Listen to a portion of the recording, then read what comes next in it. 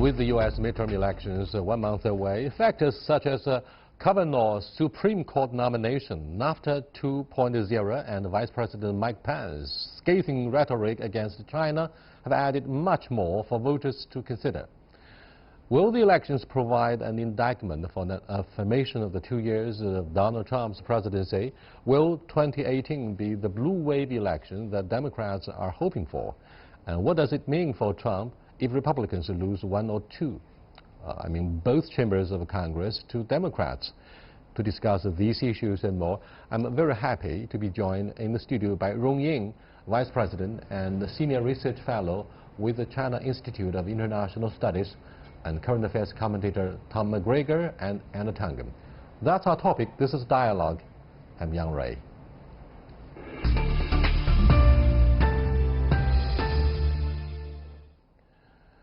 Welcome to our studio discussion here, gentlemen. The Pentagon released a report Friday accusing China of seeking to undermine the U.S. military-industrial base. What does it mean? Well, I think reports like that has been there for quite a long time. I remember several years back there were reports, not by the Pentagon, I think press, that the U.S. military has been procured the safety, well, what's it, bulletproof sort of vest and other military-related sort of wear from China. And this time, I think, of course, this report is more wide and alleging that Chinese is sort of capitalizing, Chinese companies are capitalizing on this fact that to pursue its or undermine the U.S. national security, which is, I think, for me and for Chinese, is very much, I think, beyond the understanding, because it is more complicated. It's more complicated like that. It is largely because of the so-called global supply chain. It is largely because I think Chinese are producing a lot which the U.S. is not producing. So it's something, I think, for me, it's something kind of quite interesting development, why it's picking up and why making an issue, and to the extent that China, the Pentagon... The majority of the Chinese are not surprised that China has always been singled out as a scapegoat to whatever political campaigns are taking place in the United States. Now, Anna and Tom, it seems we are having a carpet bombing from the United States against China. Everything is against China. So many things are taking place, from labeling official media of China that are stationed in the United States as agents of government, to collision calls in the South China Sea, to the alleged hacks of American hardware. So many things have been put on the table in an attempt to demonize the reputation of China. What do you think of this kind of doubts that the Chinese have for the Americans? Well, I think what you have now is a kind of whipping up of sentiment against China on an unparalleled basis. Vice President Pence's speech really put it all together. He attacked China both in terms of economics, in terms of the politics, the ideology, militarily, and also culturally. And by culturally, I mean he was basically demonizing Chinese students who were in America as possible spies and things like this. This kind of rhetoric has long-term implications, and it's going to be very difficult to undo this as you go forward. So it's a very troubling sign to see this. In terms of the actual proof, Pence was very short on that. He was not indicating where it was. For instance, this idea that China is in fact trying to interfere with the U.S. elections in ways that are untoward because of this thing in I believe in Iowa? Des Moines, Iowa, where they put something in the newspaper. There's clearly labeled that it was paid for by China Daily. Wow, I didn't even know that. That's more obvious than I thought. What do you think of the intensive carpet bombing against China at this moment before the midterm elections? When has this been different than any time before in American politics? I grew up in America. I grew up in Texas. I've been following politics even since... The United States needs to have an enemy. Yeah, great. I've been following politics in America since I was a young boy. And ever since I was a kid, China has always been the demonized, just like Russia. We had the Cold War. Back then, I grew up during the Cold War.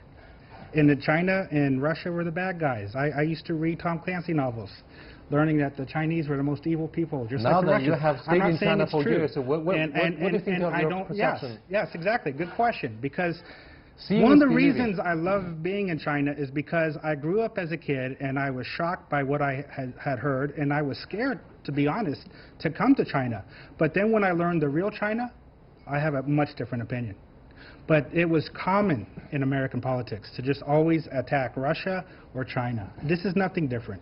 But you're a big proponent of Donald Trump and his policies. Sure, I support his American... How can you reconcile? I'm not going to go into the interruption game. How can you reconcile that? I'm not going into the interruption game. He can ask questions. I would just ask a question. The study was mandated by U.S. President Donald Trump last year in an executive order to assess the strengths and weaknesses of the defense industry base and supply chains. So what is the relationship between the executive order and the Buy American executive order? I think there are a lot of speculations or analysis about that. But for me, I think it's certainly related to the sort of urge or need to bring the manufacturing, back and the jobs back. So in that case, I think it followed the trajectory of the Trump administration's trade policy. You will find that there's using various kind of means to do that. Of course, tariff has been one of them, and now we'll see that they are using another sort of means, which is the supply, the global supply chain, and targeting, I think, Chinese companies, and and of course that would be for me very much, I think, problematic and also counterproductive in the sense that I don't know how far it would be in the end help the jobs or manufacturing back to the United States. But the more problematic is that how will it be perceived internationally. I think as the safety, as the Chinese always said, the safety of global chain, and also the implications, its relationship with other sort of partners, and the fact that the defense sort of related industry or the manufacturing, talking about it, to some extent largely the U.S. themselves to be blamed. If you look at the military side, I think the budget that have been cut, and so I can understand that if they're looking for a cheaper or more reliable sort of source for these things, then they most likely will end up in China and others. But of course, the concern is that how to sort of balance the need for that and also for the sort of to have the things is something different. But I read that from the press that there are initiatives for, put forward by the administration that if to address this issue, they are looking for sort of a means to not some kind of like subsidize the U.S. sort of manufacture, which again that is the contradictory to what the Trump administration is working on. So there are a lot of questions. But the Chinese, I think, particularly the companies, feel very much sort of wrong and feel very sorry. And then the Apples and I think Amazon and others also have come up statements that they have not. What do you think of the conspiracy allegation that whatever President Trump says about the espionage, hacking software of the United States companies would aim to disrupt the global supply chain that currently favors the Chinese companies, so that American investment in companies will be brought back to the homeland? Well, first off, a lot of these companies, the high-tech ones, are not in China. Only 30% I'm sorry, 70% of the value of what is exported from China is actually from China. The rest of it is from Taiwan, South Korea, Japan, other places. There's just content which is put together in China. So this idea, this is the difficulty, as we've discussed before, that currently the world exists as like a very intertangled ball of string, and if you pull on one end of the string, you don't pull it out cleanly. What you do is it wraps around others and makes it very difficult. And this is the reality that Donald Trump is facing. It's very difficult. He's sometimes frustrated because he wants to bring American jobs back, but as the American Chamber of Commerce in China said, when they interviewed their members, only 6% were actually interested in going or considering going back to China. The rest were looking at cheaper areas outside of China. But it could have a very big impact on China if, in fact, the global supply chain is disrupted in terms of China's participation. Tom, the other embarrassing issue that we are concerned here at CGTN is that despite the report released by South Africa last year, the dialogue of CGTN is rated one of the top 5 most objective and balanced talk shows in the world compared with the CNN, BBC. But then we are labeled the agent of the government. Sure. So what does that mean for CGTN North America, CGTN Africa, CGTN Europe to be launched by the end of the year? Yet another good question. I've been asked by, I had some people ask me this question when Russia was facing the similar restrictions, and they said, is this going to happen to us? Is this going to happen to Chinese media as well? And my belief was because of the Russian collusion, it's going to result in China also facing the same circumstances. Russia and China, for most Americans, are looked as very similar countries. It just is. That's the way they are. I'm not saying it's correct. As I said, I lived here in China for a long time. But most Americans, including my family, when I visited Texas, they don't have much of an understanding of international affairs. So when you say China, they just think communist red China. They can't help that. But is China a communist state? The Russian version, the Soviet version, classical version of communism? Communism doesn't exist. It doesn't exist in the form that most people in the U.S. think of it. The opening up period, the fact that you have one of the most vibrant free market economies that are existing under a socialist economy, which is run by a communist party. It's very different. But the nuances, I would agree, classical definition about the communism is a zero tolerance for private assets or private ownership of the assets. If look at what Anna says, so we have such a resilient and a vibrant segment of the economy, which is called the private economy. How will Trump administration address the manufacturing capacity concerns and weakness in domestic industry? Do you call this nasty rhetoric against China part of the attempt to reindustrialize the U.S. economy, since most of its power base and supporters, if not electorate, actually come from the Rust Belt? They are, Tom and I, interestingly, were arguing about whether they are called the white losers or white deplorables. Well, I think, at least for me, so far, the remedies or recipes by the Trump administration, I mean, for the industrialization or bringing back the manufacturing or jobs to the United States is, for me, is not going to work, because simply the reason why the manufacturing is moving outside the United States is there are many factors, and of course the globalization and this and other the sort of factors that are the rise of labor costs. Yeah, everything. So unless, and there's simply no way. If you look at the statistics, and there's no way, I think, to do that. So blaming China or blaming a particular country and for that is not going to help.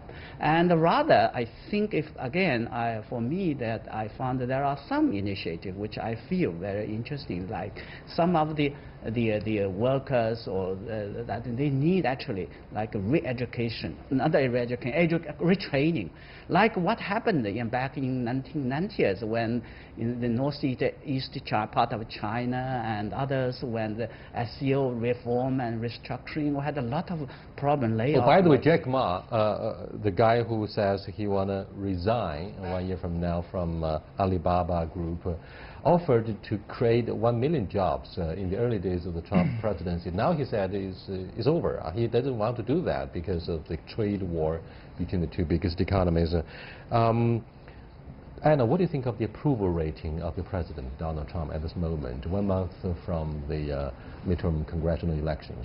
Well, it's down across the board, and if you look at it historically, his numbers are lower than any president, than Obama's, than anybody before him at this point. So he is facing an upward battle. But on the other hand, we have seen Donald Trump defy the opinion polls. I think they've been adjusted, and it should be more accurate now. But he's lost a lot of members. I mean, this is a president who has categorized Africans as people living in huts in S-hole countries. He's called people of the brown race, Mexicans, South Americans, rapists and drug dealers and things like that.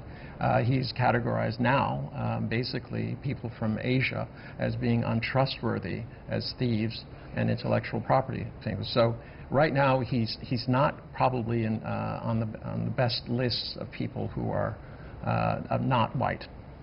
Tom feels extremely uncomfortable with your rhetoric and analysis, right, Tom? Total lies. He didn't say that? I've never heard Trump say anything racist. It's outrageous that I would hear this on the air. I'd That's like why to bring you guys back to our issues here on totally the agenda of the dialogue. That's What do why you think of the what do you think of the breakthroughs that have been made by Donald Trump in inking the agreement between Mexico, Canada, and the United States to replace NAFTA? Wonderful, fantastic.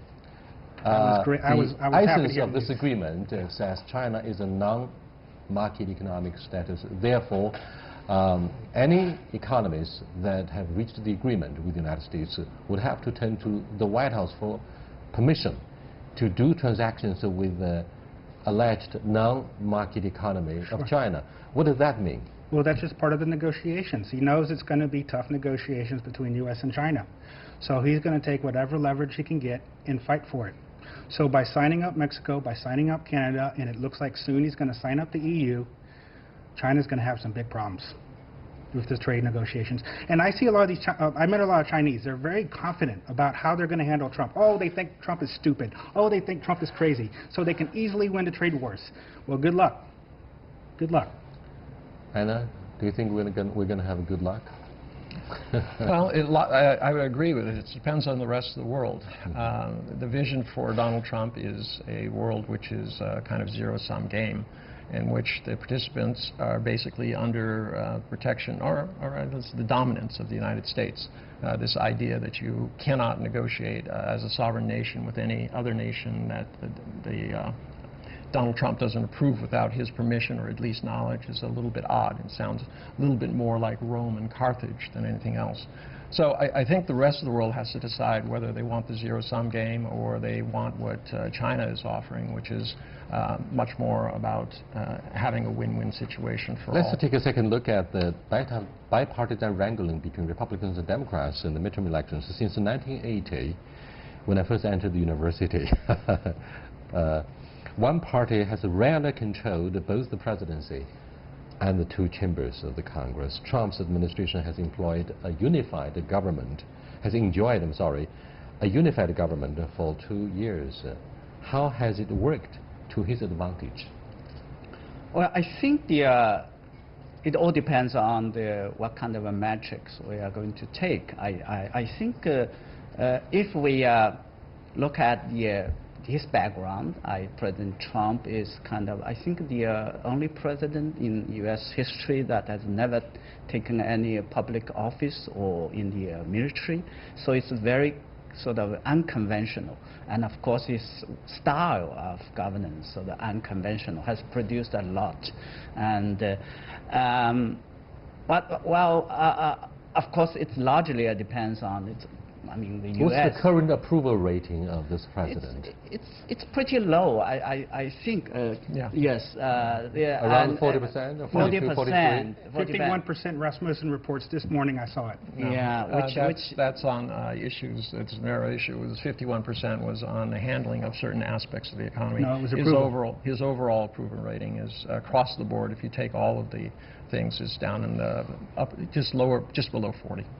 Yeah. Below 40. I'll be happy to show you the link after the show. Yeah. You can saying you take and all 51% job approval. If I may, that I could just add one point. If I'm wrong, please correct me. No problem. I understand. Midterms always being more about the turnouts. Sure. So In other words, how the constituency or the voters are being mobilized or energized. And I think since I guess we are having the most, I would not say in history, but very much divided sort of politics. It's such a partisan sort of dynamic, and it all depends on which side, which party will be able, or on which issue, the winning issue will be mobilized. We will spend hours and hours talking about domestic politics, the midterm elections, and the future of Donald Trump, particularly impeachment, underway. Let's come back to examine the U.S.-China relationship, the most consequential bilateral relationship between the two biggest economies. What will be the game changers, if any? Because most of the Chinese are very pessimistic about any improvement or any attempts to improve the relationship, since we have been held allegedly at the gunpoint in the middle of the negotiations about the most bloody trade war that we have seen since the end of the Second World War. Well, actually, since the Great Depression. Yes. You go back that. But I think if you look at this, it's going to be where does South America, Africa, the European Union, and ASEAN side, what kind of world do they send? They want a multilateral world, or they want one that's dominated by a hegemon? And at that point, they make their own decisions. And in certain cases, Mexico and Canada have given into very strong U.S. pressure because their economies depend so much on the U.S. But that becomes less apparent as you get away from the North American shores.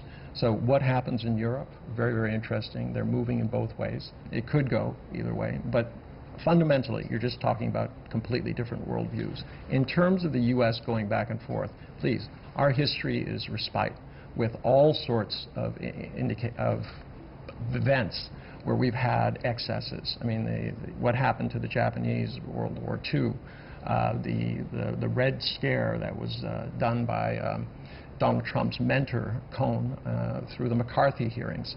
You know, these are the types of things that you see in American politics because it's a democracy. Ambassador Cui Tiankai, our ambassador to Washington, received an interview in the wake of Vice President Pence's address. He said, each time we thought that we had achieved something substantial in the negotiations with the U.S. side, we were only greeted with a very different, if not entirely different response from the White House. So each time we were caught unprepared, despite the nail-biting process of the negotiations between the two delegations, and members of the delegations were very serious. But the outcome was easily turned down by President Trump.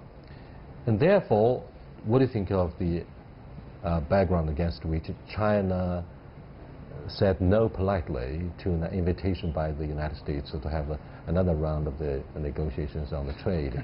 And the United States postponed deliberately the next round of talks on diplomacy and security. So what do you think of this escalation of tensions? First of all, don't panic, okay? You're going to have these rumblings. You're going to have these tensions. You're going to have disputes. And it's going to be going on all the way up to 2020.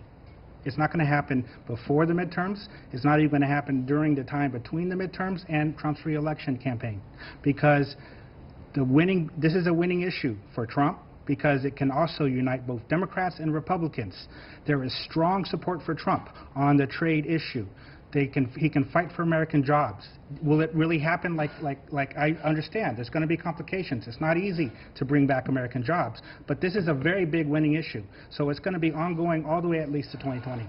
So don't worry, but don't panic. It's not going to, doesn't mean there's going to be war. This guy seems to be pretty optimistic about the end game, meaning by the end of 2020 we're going to have an entirely different situation, which might be a rosy picture for the U.S.-China relationship. But Democrats, many of the Chinese argue, Democrats could be even worse, ideologically, militarily, than President Trump, who doesn't want to have a war, right? He could have employed brinksmanship, war games on the issue of denuclearization in Northeast Asia. But he's not the guy who favors the issue of ideology over economic negotiations. What do you think of the Chinese analysis? I think both Ambassador Cui and State Councilor and Foreign Minister Wang Yi, recently they have talked about the current status of the relationship.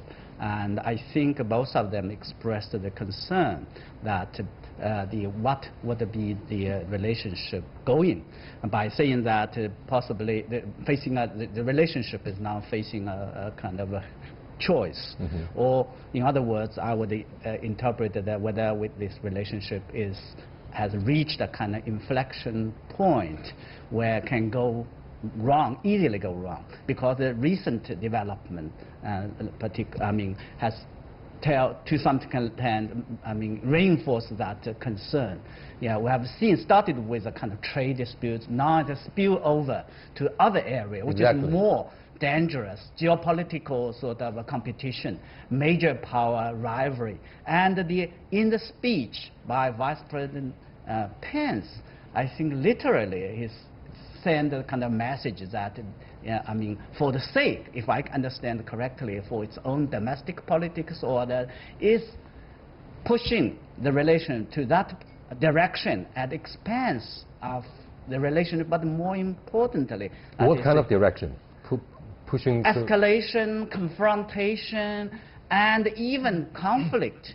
Geopolitical conflict. Yeah, geopolitical conflict. Well, history tells a lot. We have a lot of historical lessons. I think this year marks the end of the 100th anniversary of the end of the First World War, and then a lot of sort of similar examples. And that's why the Chinese made it very clear that if they want to continue to see a kind of a relationship, stable relationship, we want to find a way out of the so-called CCT's trap. But the impression we've got, or at least the policy and also the moves that we have received from this administration, is opposite.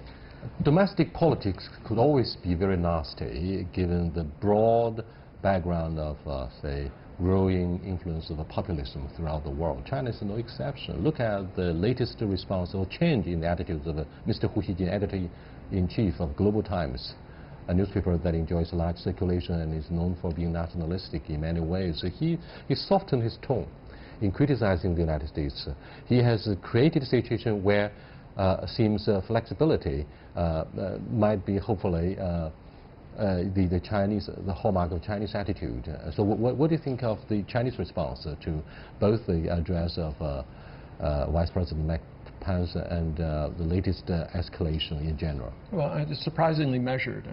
China has not jumped on the bandwagon and started waving flags and saying we're going to get you. The rhetoric is very calm, and it's clear. I think China is adopting strategic patience. They view Donald Trump as somewhat wounded. And they're also very aware that a lot of these media bombs about China come out just shortly after there's something in the paper about that affects Donald Trump personally. For instance, the allegations by the New York Times that his family, he himself and his siblings covered up a lot of taxes that they owed to the IRS was followed a day and a half later by Pence indicating that China was the great enemy. Tom, can you quickly conclude our discussions about the prospects of the U.S.-China relationship? We only have 30 seconds. Sure. Stay calm. Stay calm. No rumblings. Stay calm. Stay calm. You're going to hear some crazy stuff happening soon, but don't worry. It's going to work out at the end. And by the end, I promise you're going to have a win-win trade deal between U.S. and China. That's my prediction. That's something the Chinese audiences would love to hear. Thank you for being with us. I'll see you next time. Okay. Goodbye.